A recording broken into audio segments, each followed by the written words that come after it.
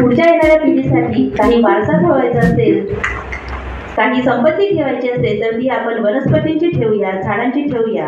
आणि म्हणूनच राष्ट्रनिर्माता सामाजिक संस्था पुरस्कार 2024 सन्मानित होणाऱ्या या दोनही संस्थांचं मनपूर्वक अभिनंदन करते आहे। सर्वांना विनंती की त्यांनी टाळ्यांच्या गजरात त्यांचं स्वागत करावं। मान्यवरांना विनंती आपण त्यांना सन्मानित।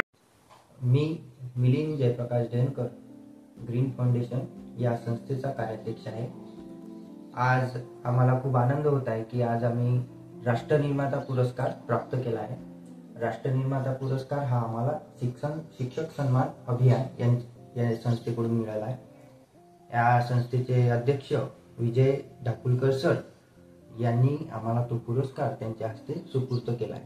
हा पुरस्कार मिळण्याचे कारण म्हणजे आम्ही ग्रीन फाउंडेशन सामाजिक क्षेत्रात तसेच शिक्षण क्षेत्रात व धार्मिक क्षेत्रात आमचे कार्य हे आम्ही 2022 पासून सुरुवात केलेली आहे। आम्ही आजपर्यंत 2000 झाडांची लागवड केलेली आहे।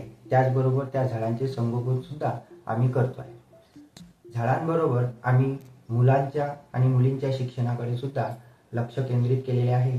त्यामुळे आज आमच्या गावातील, आमच्या तालुक्यातील आणि आमच्या जिल्ह्यातील मुलांना उन्हाळ्यामध्ये आम्ही एक शिबिरामार्फत त्यांना जीवनात आवश्यक असणाऱ्या अशा शिक्षणाची सोय आम्ही करून दिलेली आहे। त्याचबरोबर ज्या शिबिरामध्ये ज्या मुली असतात त्या मुलींना आमच्याकडे महिला वर्ग आहे, त्या महिला वर्ग सुद्धा या जीवनामध्ये, या जगामध्ये कसं जगायचं यासाठी सुद्धा त्यांना ते प्रशिक्षण देत आहेत। आम्ही विविध प्रकारचे परीक्षा आम्ही घेतो। त्या परीक्षामार्फत तालुक्यातील आणि जिल्ह्यातील सर्व विद्यार्थी सहभागी होतात आणि आपल्या कार्याला सहभाग देतात। आणि हा पुरस्कार प्राप्त करून आम्हाला खूप आनंद झाला आहे।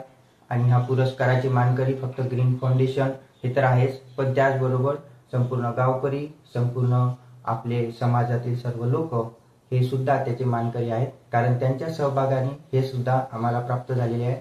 आणि हे असेच आम्हाला भरपूर प्रमाणात सन्मान मिळावं आणि त्या सन्मानाचे सर्व मानकरी आम्हाला सहकार्य करावं अशी आम्ही अपेक्षा करतो। जय हिंद, जय भारत।